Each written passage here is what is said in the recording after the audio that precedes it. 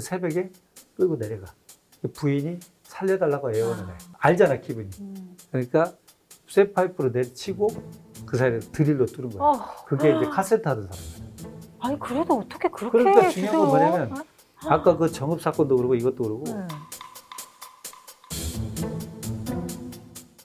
네, 안녕하세요. 서울대학교 의과대학 법의학교실 유성호입니다. 오늘은 굉장히 좀 소중하고 만나기 힘든 또 제가 존경하는 교수님과 또 변호사님을 모시고 법의학과 관련된 또 사건 얘기를 좀 들어보도록 하겠습니다. 이호 교수님 안녕하세요. 네, 안녕하세요. 최지 변호사님 네, 안녕하세요. 안녕하세요. 아마 두 분 둘 다 뭐 다들 잘 알고 계실 거라고 보고요. 그래도 처음 나오셨으니까 소개 좀 해주십시오. 네, 반갑습니다. 저는 이제 전북대학교 의과대학 법의학교실에서 근무하고 있는 법의학 교수 이호입니다. 뭐 이렇게 유성호 교수님 옆에 있으면 제가 초라해지는 느낌이 드는데 오늘 여러 가지 일이 있어서 그냥 겸사겸사해서 유 교수님 저 유튜브 한다길래 제가 청을 넣어서 출연하게 됐습니다. 반갑습니다. 또 무슨 일을 하셨는지 또 잠깐 얘기해 주시죠. 예. 스모킹건이라는 프로를 하게 됐는데요. 이번에 다룬 사건이 제가 좀 관여를 했던 사건이어서 그 부분에 제가 했었던 일을 잠깐 설명하러 그렇게 방송국에 오게 됐습니다.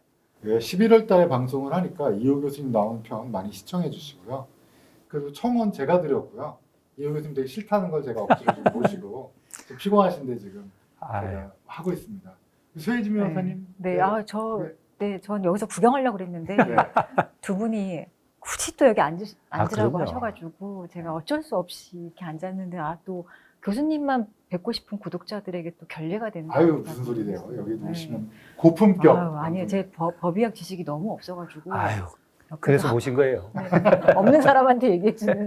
아니 두 분 서로 네. 그 인연이 있으시죠. 알쓸 범잡이라고. 그렇죠, 그렇죠. 거기서 이제 고정하셨고 이제 게스트로 두 번. 하셨고 그러다가 이제 알쓸 범잡에서 워낙 뛰어나셔서 낭중지출해서 알쓸 인잡으로 예, 이제 RM과 함께. 방송하셨던. 예, 저는 그 RM이라고 하지 않습니다. 남준 씨. 아유야 부럽다. 네.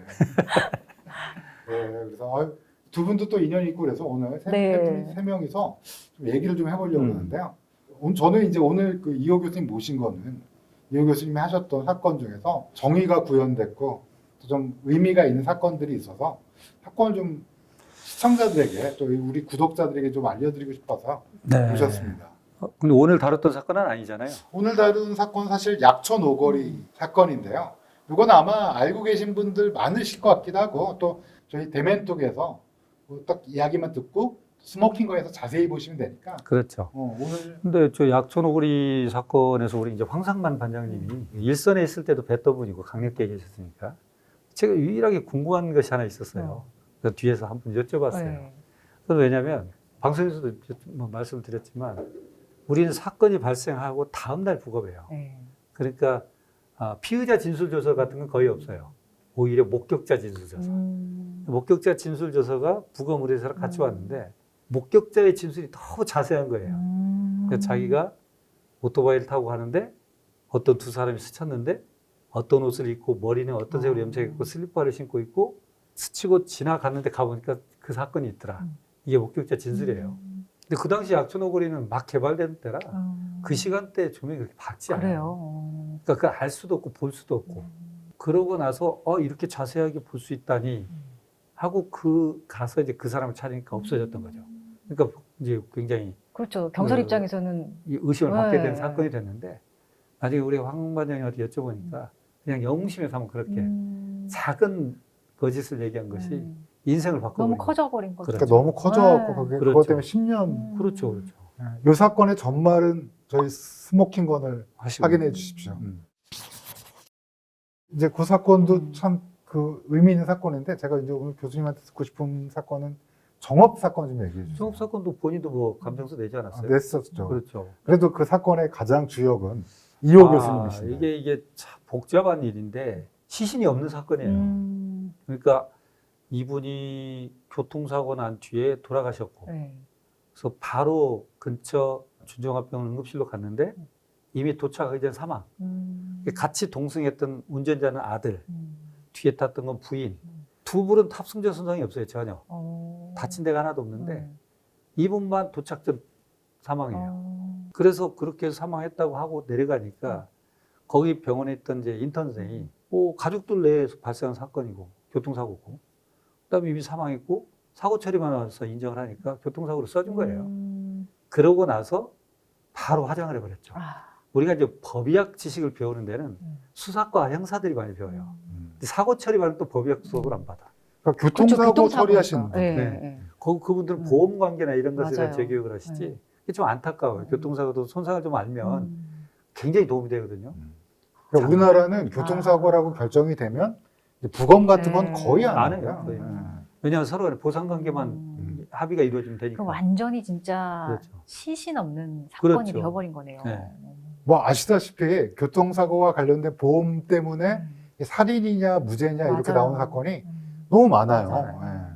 이게 실은 항상 얘기하지만 우리의 이 장례 절차가 너무 허술해요. 중요한 건 사인 관계나 이런 것이 밝혀진 다음에 국가가 화장 매장 허가증을 줘야 되는데 이미 가족에 의해서 화장 매장을 하고 한 달 이내에 사망 신고만 하면 되니까 또 특히 사망 진단서가 없어도 돼요. 그렇죠. 인후보증이면 되니까. 두 사람. 인후보증은 요즘 거의 안 하긴 안 하는데 하는데 하려면 할 수 있죠 또. 그렇죠. 또 지방 같은 데서 더 그럼 의사가 없는 경우도 그렇죠. 있으니까. 그렇게 되니까 뭐 이축으면 뭐 형제들은 너무 어이가 없는 거예요. 그리고 이제 보험금 타서 아들인가는 호주인가 뉴질랜드로 가버렸고. 이민을 가버린 건가요? 그렇죠. 그러니까 이제 형제들이 막 그분은 또 공무원이었어요. 준 공무원이시는데. 그때 보험금도 크지 않았나요? 커. 네. 그래가지고 광역수사대 정읍경찰서에 의뢰했는데도 시신이 없으니까 방법이 없고 전북지방경찰청 광수대에서 수사를 했는데 방법이 없죠. 시신이 없는데 살인에 뭐 입증할 방법이 없으니까. 그래서 마침 제가 호주 연수 갔다 왔는데 광수대에서 사건을 좀 해석해달라. 그때 우리 이상한 교수님도 그때 맞아요. 썼고. 그래서 제가 보니까 사진이 6장인가 밖에 없어요. 사건 현장 찍었던 사진, 영안실에서 사고 처리만 찍었던 사진. 사망자의 사진. 그리고 이제 그 다음에 광수대에서 수거했던 폐차장인가 했던 피해 차량. 뭐 이런 정도만 있어서 뭐 법의학적으로 부검한 것도 아니고 할 얘기가 없죠. 그래서 사진을 이렇게 보면서 이런 거 감정 잘못하면 재판에 계속 풀려나가거든. 그렇죠. 끝까지. 너무 힘들어요. 너무 힘들어요. 그 알 잘못 나와도 막 그럼. 재판에 불려나가고. 우리 한마디 잘못했다가 정말 그 알에서 힘들거든요. 그냥 얘기한 걸로도 아유, 재판에 우리 불려나가요. 교수님 또 많이 당하셨죠. 예. 유죄도 받은 적 아니 있습니다. 소견 쓴 것도 아닌데. 유씨라 유죄 받았다. 내가 어. 그래서 나도 뭐 겁이 나죠. 네. 근데 사건 서류를 보면 너무나 의심되는 정황은 많아. 그래서 이게 참 여담인데 재밌는 게 정읍 검사가 좀 해달라. 그래서 검토를 해보니까 내가 사인은 모르겠는데 그건 얘기할 수 있을까? 첫 번째, 앞유리가 2군데 파손돼 있거든요. 근데 한 번 추돌로 2번 부딪히기는 어렵잖아요. 조수석 쪽이. 그렇죠. 네. 근데 전방유리가 깨졌어. 그럼 전방유리가 깨지면 정형 손상이라고 해서 그 비슷한 양상이 그 부딪힌 부분에 나타나요. 피부에. 피부 열창이. 마치 병아리 발자국처럼. 근데 그 앞면 사진이 있거든. 그게 없어요. 이건 탑승자 손상이 없다. 없어. 앞에 유리는 깨졌는데 부딪힌 부위가 머리밖에 없는데 그게 없어요. 그러면 대시보드라고 앞에 부딪힌 무릎 그것도 없고. 그런데 사고 처리반이 영안실에 찍은 사진을 보면 시반이 넓게 형성이 돼 있어요. 근데 그때가 사고 발생하고 한 1시간 10분이나 지난 시점이었을 거야 아마. 그러니까 참고적으로 시간이라는 거는 이렇게 중력 방향으로 혈관에 피가 고여서 피부를 보면 이렇게 돌아가신 분이 일정 시간이 좀 많이 지나면 피부가 거무죽죽하게 보이는 거예요. 그렇죠. 서서히 보여요. 이 심장이 안 뛰니까 액체의 성질을 가져서 중력이 작용하는 방향으로 혈액을 다 고이게 돼 있거든. 그게 이제 시반을 형성해요. 근데 바로 형성되지 않아요. 시간이 한참 걸리는데. 한 4시간, 5시간 그래도 그거보다 더 걸릴 수 있어요. 근데 등에 넓게 형성되어 있는 거예요. 그럼 사고 발생 이전으로 보여지는 거예요. 사망은. 그 외에 추정되는 거 많죠. 앞면에 우려이 있는 것처럼 보여지기도 하고, 근데 사진의 각도 따라 다르니까. 2가지만 얘기했죠, 뭐. 탑승자 손상으로 볼 만한 게 없다. 그리고 사망 시간이 그 이전으로 보여진다. 그 당시 정차되어 있던 차를, 소나타를 산타페가 들이받았거든요. 근데 산타페 이분이 이제 양심선언을 하죠. 그 부인하고 내연 관계였다. 그래서 약속 시간대에 합치고 보험금을 나누기로 했는데, 살인은 어떻게 한다는 것도 공부한 바가 없어요, 이분이. 그렇게 됐었던 거고, 그때 사고 발생 때 찍은 사진이 있어요, 이렇게. 그 사진은 경찰이 찍은 사진이 아니에요. 누가 찍은 아들이 찍은 사진이에요. 경찰이 오기 전에 아들이 찍은 사진인데, 조석에 이분이 이미 2시 방향으로 고개를 이렇게 하고 의식이 없어요. 근데 아빠에 대한 어떤 응급처치를 하거나 어떤 응급을 그러니까. 부르거나 이건 안 하고 사진을 찍고 있다는 사실. 음. 그다음에 조석 옆에 밖에 부인이 남편을 이렇게 쳐다보고 있어요. 아무런 조치도 취하지 않고. 그게 이제 사고 처리반이 찍은 사진인 줄 알았더니 아들이 찍은 사진이에요. 와. 그 사진에는 아들이 없어요. 또 여러 가지가 있어서 지금 그때 인터폴 체포돼서 지금 20년 이상 좀 형을 야. 받았죠. 아니 그 사진 한 장은 너무 좀 소름 끼치는 것 같아요. 근데 이제 그때 네. 보니까 광역 수사에 대해서 갖고 온 게 A4 용지 박스 2박스예요. 근데 이게 시신이 없으니까 네. 굉장히 복잡한 그럼 사건이죠. 이것도 보험 사건에서 마찬가지처럼 보험회사가 먼저 의문을 가지고 시작한 근데 사건인가요? 보험사는 지급했어요. 왜냐하면 의사의 소견서가 있으니까. 네. 사고 처리반에 사고 그럼 발생. 이게 문제가 됐다라고 다시 사건이 조금 가족, 달라- 그 가족들의 형제들. 문제제기. 형제들. 아. 근데 이제 제가 이 사건도 알고 네. 있지만 비슷한 사건이 이제 강원도 어디에서 똑같아요. 네. 근데 이번에 아내가 죽은 거야. 음. 남편은 살아있고. 근데 똑같아요. 시반도 똑같고. 음. 근데 이제 그때는 그 병원에 가서 엑스레이 찍었더니 목이 골절됐다는 거야. 그렇지. 예, 근데 나중에 이제 남편이 보험금 탐대에 술 먹고 약간 말 실수를 해갖고 그래서 이제 검찰에서 이제 경찰에서 기소를 해갖고 했는데 똑같은 사건인데 이건 끝까지 우겼어요. 아니다. 아니다. 근데 없으니까. 그러니까 이 사건은 굉장히 럭키한 게 산타페 운전자가 그래요. 양심선언. 이제 소나타. 소나타 운전자가 이게 유행인가 뭐 이런 생각도 했었던 적도 있어요. 앞으로는 우리가 이제 우리 법의학자들끼리 얘기하는데요. 우리가 한 1, 2만 명이 1년에 사망하거든요. 그 중에 사인을 모르겠으면 2만 8천 명이에요. 1년에 2만 8천 명이 사인, 미상, 불상으로 해서 통계청이 된다니까 사망 신고가 되고 2만 8천 명 우리가 기껏 국가수 대학 다 부검해 10,000건이 안 돼요. 1년에. 근데 2만 8천 명은 아예 그것을 받지 못하고 사인 불명을 가니까 굉장히 협소한 거예요, 지금 상황이. 나중에 사후에 자문이 오니까 우리가 굉장히 힘들죠. 그렇죠. 그 유명한 사건이 캄보디아 이 아내 부인 살인 아내 살인 아, 사건도 그거 똑같은 유사하잖아요. 거예요. 네, 똑같은 이런 게 너무 네. 많은 그 거예요. 진실은 이제 우리가 이제 영원히 알 수 없고 무죄 받았죠. 이제 무죄 무죄. 받았지만 보험금도 지금 확정됐어요. 보험 예. 이제 그것도 뭐 비슷한 맥락이죠. 뭐 유죄인지 무죄인지는 우리가 판단할 수 없지만 그 사건 참 그래도 대활약으로 그렇지. 예. 그 안에서 다루고 막 네, 우리가 맞아요. 얘기하고 네. 그래가지고 음. 우리가 법의학을 정말 이제 자기가 소신을 갖고 선택을 했음에도 불구하고 경제적인 이런 것보다도 이 사법 시스템 내에서 그냥 부검만 하는 사람 네. 어떤 그 사이에 우리의 어떤 전문가적 의견이 과정에 들어갈 수 있는 시스템이 안 돼 있으니까 그런 데서도 많이 힘들어요 후배들이. 아, 요즘 젊은 사람들은 돈도 많이 한타는데요. 그 돈도 많이 줘야죠. 예. 돈도 근데 돈도 어때요? 저희도 항상 그래요. 이게 뭐 저희도 배울 때 이런 전문가의 소견이나 이런 거에 사실은 판사들이 최종적으로는 구애받지 않고 법관의 판단대로 하는 게 일단은 기본적인 재판의 과정에 물론 되게 중요한 자료긴 하지만 근데 제가 느끼기에는 그래도 과거보다는 사법부에서 이런 법의학자들이라든지 이런 전문적인 어떤 소견이나 이런 거에 대해서 되게 관심을 많이 가지는 것 같긴 하거든요. 네네. 그 저희가 볼 때는 사법부 자체가 그렇게 바뀐 게 아니고 담당 변호사들이 많이 이제 생각이 변호사들의 역할. 경찰 수사도 좀 많이 네. 달라졌고 그래서 재판부에 제공되는 자료가 이미 많아졌어요. 그러니까 전문가적 의견을 서로 주고받게 하고 묻기도 하고 이렇게 되는 것 같아요. 그래도 우리나라가 일본이랑 사법 시스템은 비슷한데 일본에 비해서는 훨씬 더 괜찮아요. 전문가에 대해서 네. 조금 더 뭐라 그럴까 받아들이는 역할을 해요. 언제가 이제 일본 사례를 몇 번 제가 관여한 사건도 있고 그래서 말씀드릴 기회가 있는데 일본은 되게 보수적이에요. 그 그렇죠. 옛날에 배웠던 예. 그 법조 시스템이랑 예. 우리나라는 그래도 좀 낫지. 네. 일본은 지금 우리 만약에 일본에서 조사받는다, 수사받는다 그러면 사실 우리 기준에도 상상하기 어려운 그렇죠. 방식을 여전히 하고 있거든요.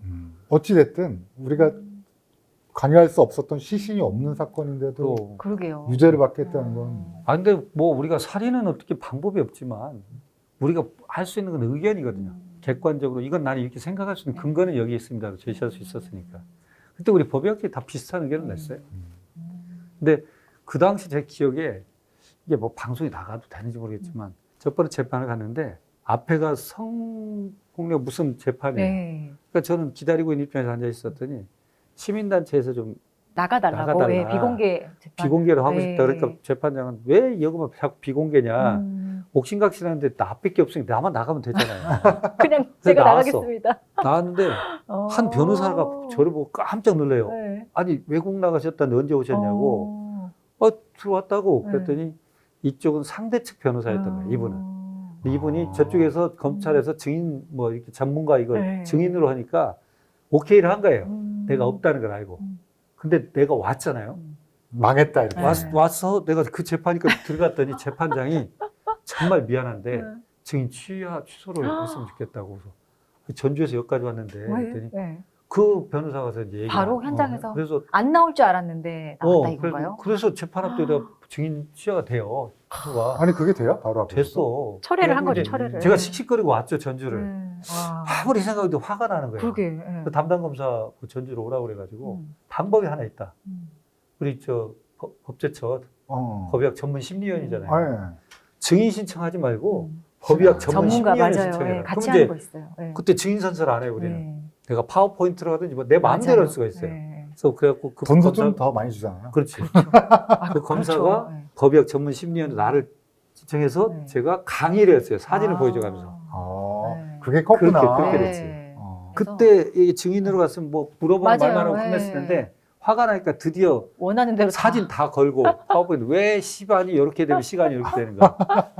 잔전율이 손상은 어떻게 되는 거야. 요게 또 왜 얼마나 그런 거야. 설득적으로 했을 네. 거예요. 하겠지.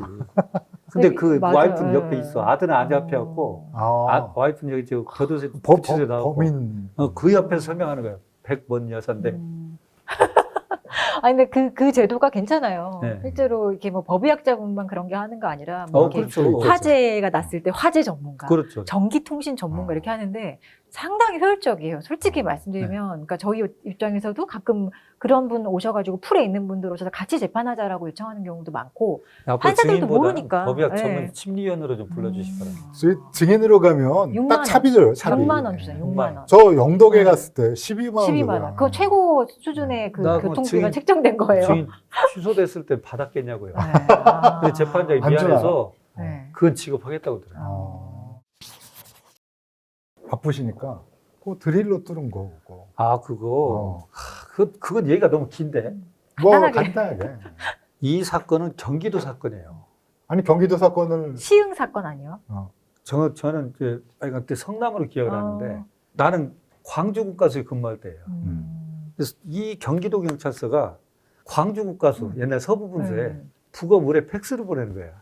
우린 잘못 왔지. 네. 관할이 아닌데. 그러게요. 안 받았죠. 경기도에서 전라남도로. 그래서 또 사건은 여기인데 시신이 1년 전에 거기에 묻었다는 거예요. 광주에. 광주에. 네. 그래 서부분서로 의뢰가 하랬다는 거예요. 서울에서. 우린 화가 나지. 왜? 서울 관할 경찰서면 서울에 부검팀이 내려와야지. 네.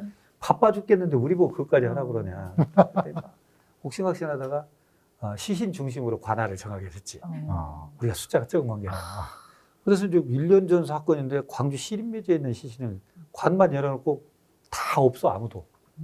그러니까 이제 처음 관뚜껑도 열고 수의도 벗기고 근데 윤신영이랑 김현식 교수님. 같이 하고. 아니 그럼 그렇게 오는 의뢰되는 부검은 관채로 이렇게 와요? 아니, 어떻게 와요? 그 원래는 이렇게 네. 딱 묘를 꺼내서 파라니까. 파서 그 시립묘지 관리하는 분이 네.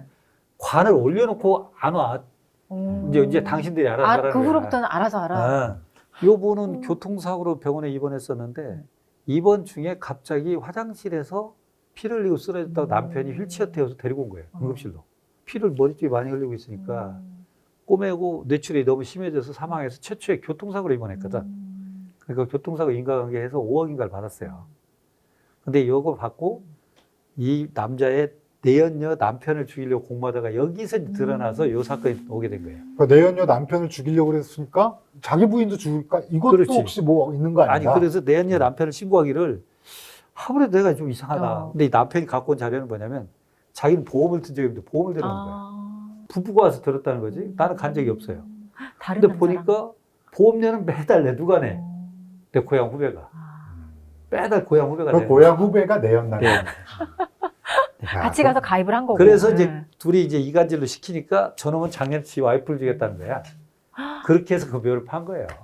근데 그 묘에 들어있던 분은 교통사고로 와서 일주일 가서 만에 병원에 사망. 병원에서 이렇게 네. 갑자기 뇌출혈. 어. 그래서 이제 보니까 할 게 없잖아요, 우리가. 이제 실압화는 돼 있었어. 실압화라는 것은 습한 환경에서 부패되지 않고 밀랍처럼 바뀌는 거예요. 미끄덩해요. 그래서 시신이. 마치 원한이 많아서 부패되지 않은 것처럼 생각할 수도 있어요. 어쨌거나 머리를 보니까 여기 두정부에 꼬매는 자국이 있어요. 그럼 휠체어 타던 분이 쓰러지면 두정부가 안 맞거든. 왜냐면 휠체어 하다가 머리 위쪽이 아니라 보통 옆머리나 옆머리 이마 뒷머리. 이래야 되거든요. 그리고 이게 우리가 아까 말했잖아요. 법의학자는 이건 어떤 상황은 재현은 못해도 그 말한 것의 진위하고 부합되는 건 우리가 판단할 수 있어요. 그러니까 이게 손상 부위가 안 맞는 거야. 그래서 두피를 열고 보니까 두개골이 또 구멍이 나 있네. 야, 희한하다. 그래서 그 담당 의사하고 전화를 한 거 아니에요. 제가 지금 혹시 기억하실 분이 이런 환자가 있어서 이렇게 돌아가시면 제가 부검을 하는데 선생님 혹시 어떤 처치를 하셨습니까? 두개골 천공수 같은 거 하셨나요? 그랬더니 아니, 저희 두피만 꼬맸다는 거예요. 그러니까 두개골 천공술은 실제로 의사가 드릴로 머리뼈를 뚫을 수도 있어요. 근데 그거 안 했다는 안 거예요. 했다는 거죠. 그래, 뭐 자료 좀, 의무기록 좀 보내달라고. 그때 의무기록을 딱 받았는데, 기상천외한 뇌출혈이야. 뇌출혈이, 이런 뇌출혈은 없어, 교과서적으로. 휘저어져 있거든. 그리고 중요한 건, 휘저어져 있다는 게 어떤 내가 공기가, 이제- 공기가 들어있어, 이 안에. 공기가. 그래서 기내증이 돼 있는 거예요. 그래서 남편 진술조서를 봤어. 새벽 몇 시에 처가 씻고 싶다고 그래서 4층에 입원했는데 2층 세면장으로 2층은 안 쓰거든. 2층 세면장 휠체어 밀고 가서 수건 가지고 4층 갔다 오는데 그 당시 풍소리들이 그 당시에 여보 살려줘 소리가 들려서 막 뛰어갔대. 그때 부인이 쓰러져 있더래. 얼른 안아서 휠체어 태워서 응급실로 데리고 내리는 거야. 근데 이제 그 상태가 돼버린 거예요. 기내증은 머릿속에 공기가 들어간 건데 왜 노출됐다? 원래 머릿속에 공기가 있을 이유가 그렇죠. 없잖아요. 네. 그래서 그렇죠. 인위적으로 막 들어간 거죠. 생각을 해보세요. 여러분이 갔을 때는 이미 이분이 쓰러진 상태잖아요. 그 두개강에 공기가 들어가 있어야죠. 그런 상태에서 여보 살려줄 수 있는 사람이 없어요. 말을 못 하겠지. 그 전에 여보 살려줘를 해야 돼. 그러고 그런 상태가 돼야 돼. 이 얘기는 뭐냐면 여보 살려줘를 분명히 들었어요. 그러니까 우리가 거짓말을 한다는 건 경험한 걸 왜곡시키는 거예요. 경험 못한 건 거짓말 못해. 그러니까 이 사람은 여보 살려줘를 분명히 들은 사람이에요. 근데 그게 어느 시점이냐가 문제예요. 그렇지. 그래서 갔더니 이런 상태였는데 여보 살려줬다. 이건 맞지 않다. 그 전이어야 된다. 뭐 하고 보험 관계 이쪽 나온 거 있죠. 막 하니까 그걸 보험금을 달라고 와이프를 교통사고 위장을 했는데 와이프가 안 죽은 거예요? 와이프가 운전하게 만들었거든. 안전하게 하려고. 그 와이프가 수면제를 먹였더니 안 밟아 악셀레터를. 그러니까 자기가 다리를 넣어서 밟아서 옹벽을 받은 거야. 그러고 나서 와이프는 머리 다치고 난 다리 다쳤지. 안 죽었잖아요. 새벽에 끌고 내려가. 부인이 살려달라고 애원을 해. 알잖아, 기분이. 그러니까 쇠파이프로 내리치고 그 사이에 드릴로 뚫은 거야. 그게 이제 카세트 하던 사람이거든. 아니 그래도 어떻게 그렇게 그러니까 중요한 건 죽여? 뭐냐면 아까 그 정읍 사건도 그러고 이것도 그러고 그 담당 의사가 기상천외한 뇌출혈이면 걸렀어야 돼. 그러니까 엑스레이 보고 네. 기내증 보고 신고를 했어야 되는데 그럼 관심이 없어. 없어. 결국 만약에 요 내연남하고 남편 살해하는 것이 성공해 버렸잖아요. 둘 다 없어진 거예요. 아니 어떻게 머리 이렇게 드릴을 뚫어서 죽일 생각을 할 수 있지? 그러니까 이제 확실하게 와. 왜냐하면 교통사고를 한 번 했는데 안 죽었으니까. 그럼. 그다음에 이제 쇠파이프로 친 다음에 이제 확인 사살. 머리 다쳤으니까. 그러니까 이제 이미 다친 거 들을. 그렇죠. 근데 사실 그렇게 하면 표가 나죠. 나지. 근데 그 의사들이 그때 하여간 그때가 98년도 IMF 지나서 막 힘들 때였거든. 그게 이 남편 얘기는 뭐냐면 고향 후배가 아내를 상 치르고 와서 형님 상황을 이렇게 보니까 이걸 겪어보니까 보험 좀 드려야겠더라고 한 거야. 야, 이 들어간 보험도 해약해야겠는데 내가 얼마나 힘들어 그러냐 했더니 그러고 말았어. 근데 보험이 많이 들어. 많이 들어가 있어. 98년도면 1, 진짜. 2억도 네. 어마어마한 돈이었다. 어마어마했지. 아니 그래도 어떻게? 그래서 그 5억인가 뭐 받아가지고 처갓집도 한 몇천만 원 줘요, 이 남자가. 미안하니까. 거기도 못 살아. 아이고. 못 살니까 처갓집도 이만큼 주고 그 여자분은 너무 갈 곳이 없으니까 친정인 광주 시립묘지 한쪽 구석에 이렇게 준 거지. 여자분 너무 안 됐다. 그러니까 이게 참 얘기를 그러니까- 들어보면 이게 와. 밝힐 수도 있는 건데. 그럼. 아까 첫 번째 사건도 그렇고 이번 그렇지. 사건도 그렇고. 그러니까 요건 시신이라도 있으니까. 그러니까 우리가 하는 일이 사실은 뒤치다거리는 것도 있죠. 마지막 그렇지. 이 사회에서 이 구성원의 주민등록번호가 사라지기 전까지 우리가 철저히 관리를 해야 되는 거야. 그래야 사회가 안전하고 돌아다닐 수 있는 거지. 죽음에 대해서 허술해버리면 진짜 어떻게 보면 후진국이지. 네. 저는 예전에 이 말 처음 해주셨을 때 되게 공감했어요. 죽음에 별 관심이 없는 거죠, 한마디로. 그리고 국가는 사실 죽음 이후에는 관심이 없는 게 사실 아무런 민법적 권리도 없고 그렇죠. 뭐 형법적 네. 생물학적인 죽음은 그렇다 치더라도 살아있던 사회적 주민등록번호가 사라지는 과정은 철저해야 된다. 그러니까 이 과정이 철저하지 않으면 이 뒤에 잊혀지기 그럼. 때문에 그런 얘기도 들었는데 이게 서구에서 이런 부검과 법의학이 발달하게 된 어떤 과학 수사 같은 게 발달된 계기도 결국에 사망한 이후의 어떤 재산 관계라든지 이제 코로나 개념. 영국. 네. 영국에서 이렇게 누가 사망하면 주인이 없으면 왕실로 음. 귀족되거든. 근데 그런 쪽으로 가다가 내가 보니까 여기 또 부패되기도 했어요. 한 사람을 뭐 두 번 죽은 것좀 처리하기도 하고. 보상금 나오니까 이렇게 네. 코로나가 여러 돌아다니면서 여기서 죽었고 저기서 맞아요. 죽었고 막 이런 것도 있긴 네. 있었는데 그렇지. 그걸 이제 그게 미국까지 왔다가 미국에서 그런 일이 비일비재해지니까 의사가 그 권한을 갖도록 하자 해서 법의관 제도가 생긴 거예요. 그 시작은. 네. 그래서 의사들이 죽음에 대해서는 그 권한을 갖자. 네. 재산은 쳐다볼 줄 알고 그렇게 됐었죠. 우리는 근데 이제 약간 죽으면 끝이다 이런 그렇죠. 생각도 좀 많아서 그런 거 우리도 얘기하는 게 그거잖아요. 지금 네. 우리가 부검 여부는 사법부에서 결정을 하니까 네. 사법부 리갈 오토피를 하는데 결국은 어떻게 보면 마지막 단계는 재판에서 우리가 효용성이 있거든요. 효용성이. 그러니까 재판을 뜻하는 법정의학으로 우리는 가요. 법의학은. 이렇게 사법 시스템을 넘어간 법정에서. 실제로 객관적으로. 저희를 이제 뭐 포렌식 메디슨이라 부르고 네. 또는 리갈 메디슨이라고 네, 부르기도 네, 하고요. 네, 네. 메디컬 주리스프루던스라고 그래서 법정의학이라고 저희는 이제 그렇게 생각하는데 아직까지 안 되지. 언제쯤 될 수 있을까요? 그게 제가 볼 때는 뭐 형사소송법 있는 한 안 되고 검시법이 따로 있어야 돼요. 이게 제3자로서 죽음에 대해서 객관적으로 본 제3자. 여기에서는 살인사건도 있고 안전사고도 있고 뭐도 있고 다 들어갈 수 있어요.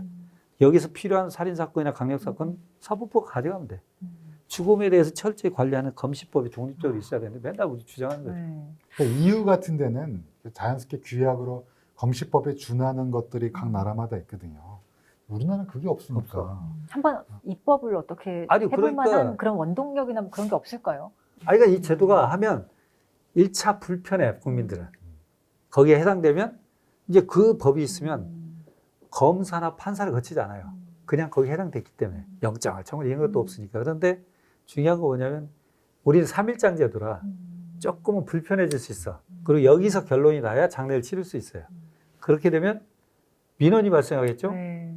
그럼 정치인도 민원에 네, 네. 불편해지잖아요? 그렇죠. 네. 그렇게 되는 거죠. 그래서 제가 최근에 이제 부검을 하는데 형사님이 10시에 빨리 화장터에 가야 되는데 가족들이 자주 맞아요. 그랬잖아요. 진짜 빨리 하는 거예요, 부검을. 그러니까 어떻게 보면 맨 마지막 단계인데 그런 데서 나만이 갖고 있는 권위나 내가 갖고 있는 독립적 어떤 권한이 없기 때문에 많이들 힘들어해요, 젊은 친구들.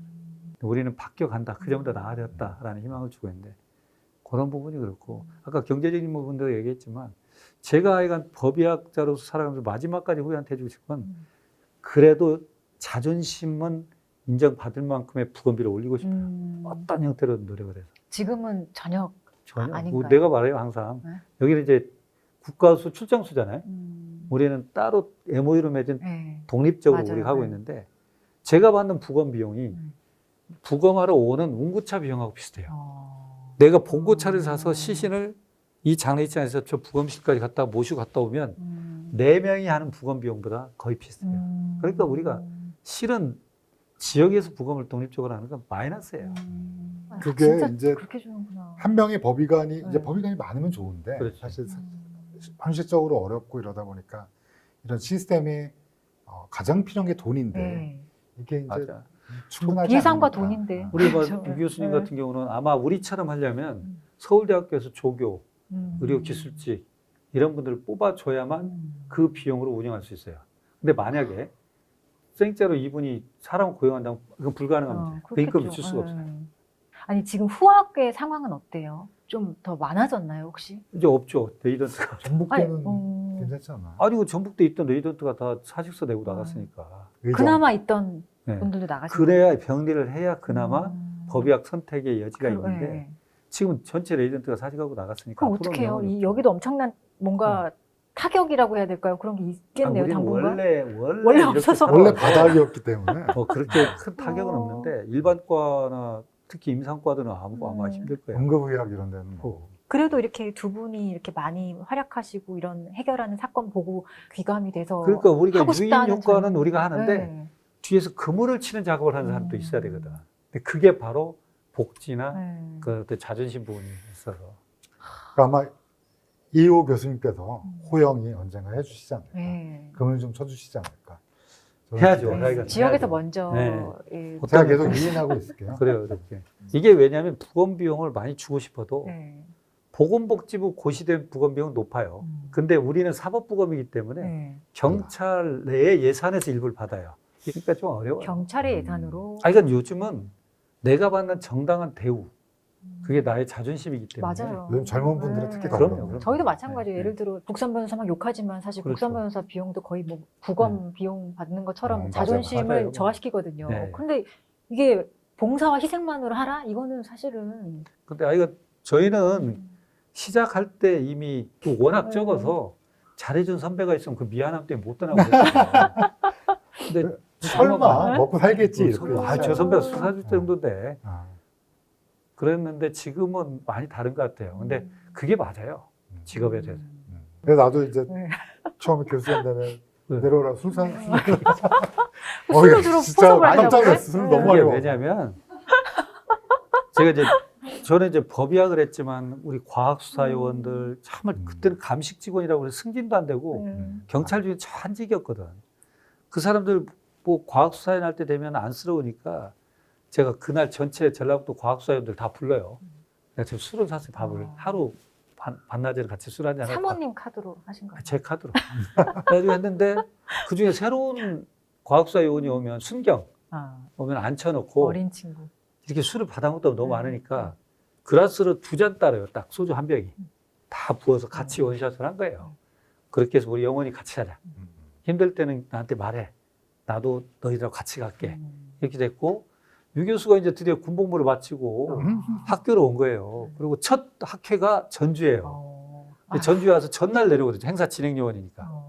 그런데 와서 고생하는데 나는 이제 밖에 술이 좀 취한 상태여서 오라고 그랬죠. 술 잘 먹게 되게 생겼잖아요. 아름답게 생긴 아름다운 얘기로. 근데 잘 먹게. 근데 술을 전주에서 잘- 굉장히 운치가 있는 덕진 연못 앞에요. 맞아. 갔다 와서 줬더니 나는 술 잘하는 줄 알고 이정비 교수님 잘하시거든. 이정비 교수님. 그래서 봤더니 먹더라고요. 그래서 그다음부터 참 나쁜 사람이 돼가지고. 아니 나쁘다는 거 아니에요. 기억에 많이 남는. 그럼 인생에 한 번인데 뭐. 참 저희 마치 그만 이제 배워야 맞네. 선생님 첫 시간도 첫 시간 그래서, 되고. 네. 네. 제가 오늘 대면톡 이호 교수님이랑 서혜진 변호사님 모시고 즐거운 얘기 나눠봤습니다. 다음에 또 이런 기회를 잡을 수 있도록 노력하겠습니다. 네. 예. 아, 네. 구독, 좋아요 부탁합니다.